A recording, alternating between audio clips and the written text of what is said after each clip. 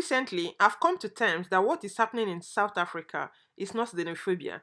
It's only black people rising against their fellow black people. Because at the end of the day, xenophobia is when you fight against the foreigners from taking your resources. Most resources in South Africa are being controlled by few whites. And if South Africans want to drive foreigners out of their land, they should start with all the foreigners, not selected blacks. I've never had them fighting any Chinese, Indians, Australian, Europeans, and even Americans. Rather, they are fighting their fellow black Africans, Ethiopians, Malawians, Zambians, Somalians, Ghanaians, Mozambique, and Nigerians. This is very sad. Hi guys, you're watching Mchikky series. If you're a returning subscriber, thank you for your support. I quite appreciate that. And if you are new to this channel, kindly consider subscribing by clicking on the red subscribe button. Also hit the bell icon, that way you get notification whenever I upload a new video. So without wasting much of your time, I'm gonna jump right into this video. I've been watching a lot of videos concerning what is happening in South Africa, the news that are coming out of South Africa. It is very sad, it's very disheartening, it's heart-wrenching.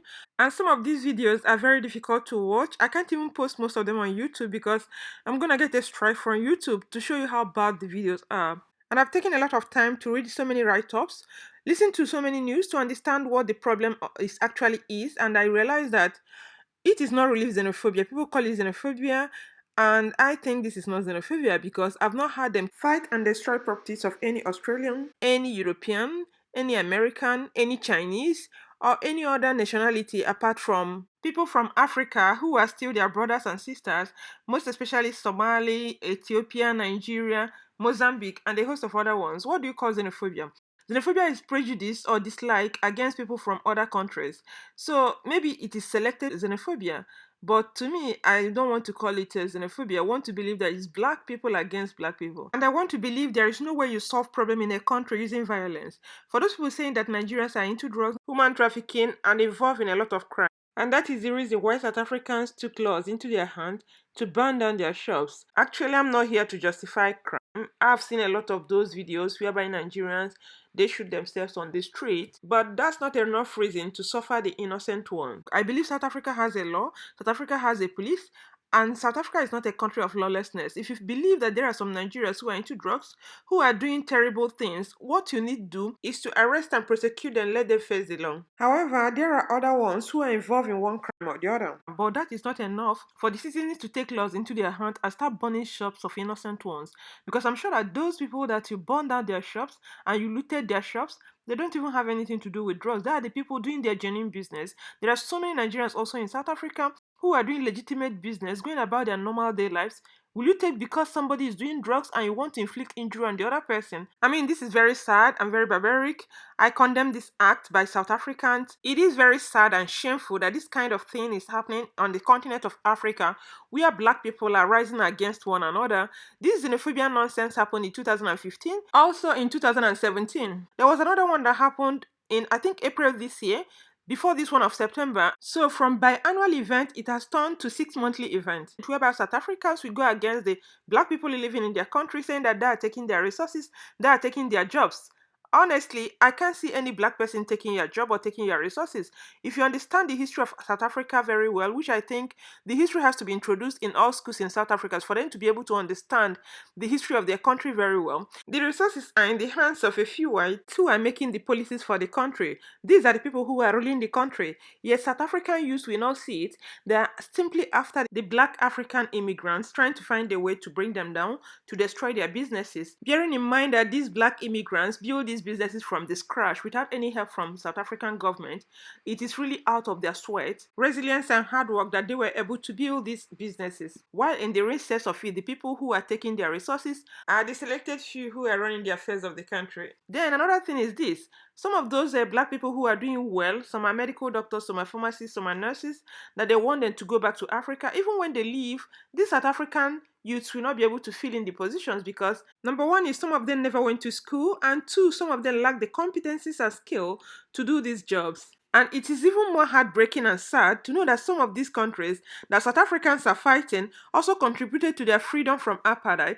Think of Zambia, Tanzania, and Nigeria. Nigeria was one of the foremost supporters of anti-apartheid movement, and it might interest you to know that from 1960 to 1995, Nigeria has alone spent over 61 billion US dollars to support the end of apartheid, more than any other country in the world, according to South African Institute of International Affairs. Is it that Nigerian government made the public servants and civil servants to contribute 2% of their monthly salary towards apartheid fight in 1976, and this amounted to 10.5 million US dollars, which was sent to South African Relief Fund, which was used to bring relief to the victims of apartheid, provide educational opportunities for them, and also promote their general welfare. I think I can remember my parents talk about that because they were civil servants then, and this tax was called Mandela tax. Or is it that Nigerian government issued more than 300 passports to South Africans simply because they couldn't travel abroad? The apartheid regime had withdrawn their passports. Or do I want to talk about the contributions made by Nigerian artists? Example, Sonny Okoso, Nigerian musician, wrote hit song Fire in Soweto in 1977 to commemorate the 1976 Soweto uprising against apartheid in South Africa. I have a lot to talk about, but I don't want to bore you guys with this. The only thing I need to say is that South Africans, they have to go back to the drawing board and they need to know their history very well. And I would like to believe that it is their leaders who are instigating them to fight against foreigners. But my own is this: if you're fighting foreigners, you think about Indians, Chinese, Australians, Europeans, Americans, and all other foreigners in South Africa, not blacks and most especially Nigerians. When you listen to their president, this Ramaphosa, during his campaign, he said that he will clamp down on foreigners.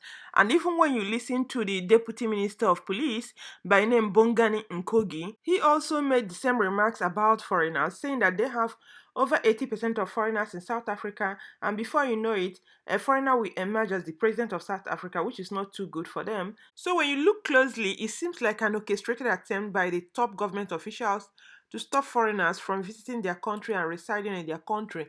Because this Lulu Zingiwa, South African High Commissioner to Ghana, has said that African government need to create jobs for their citizens so that they will not come to South Africa for greener pastures.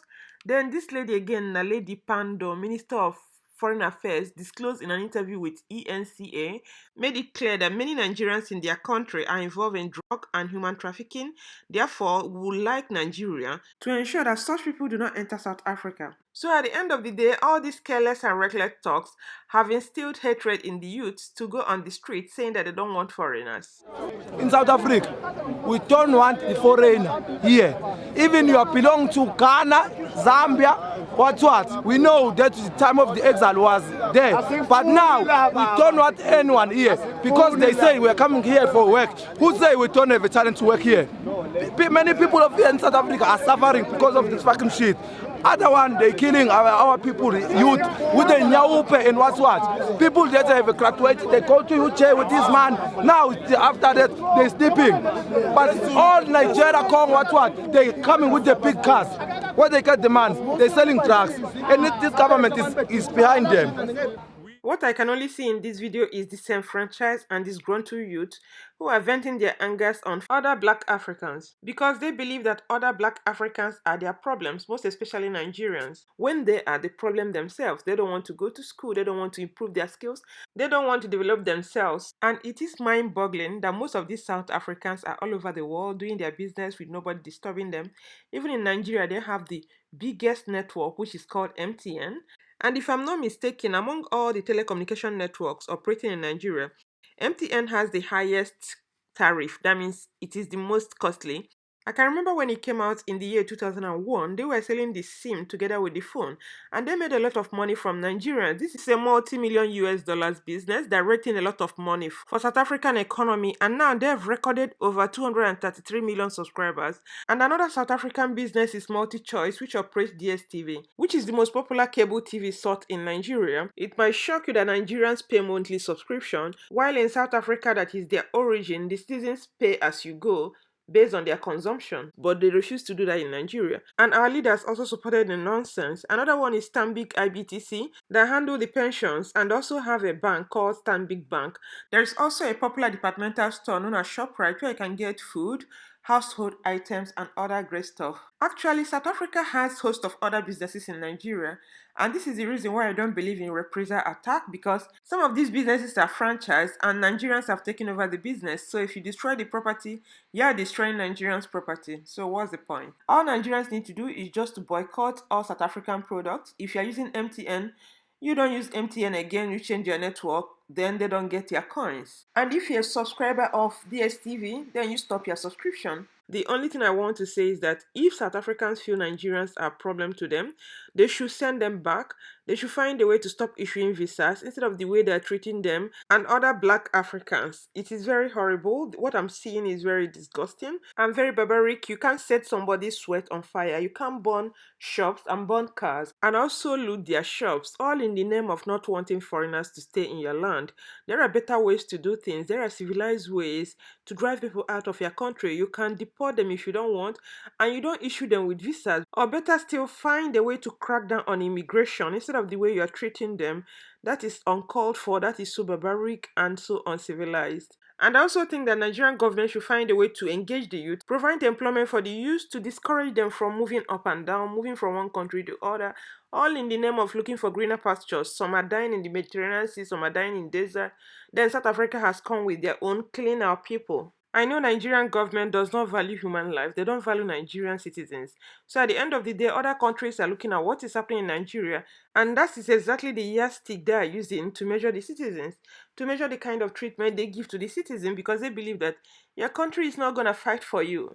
I only hope that this is a very good message to Nigerian government so that they can treat their own better, they can treat their citizens better, because their citizens is a reflection of the society. So let me know what you guys think about this xenophobia madness going on in South Africa. Leave your comments below for me. I'm gonna sign off here. Stay healthy and safe. Remember to share this video with family and friends if you love it, and subscribe if you've not done already, and I'm gonna catch you in my next video. Bye.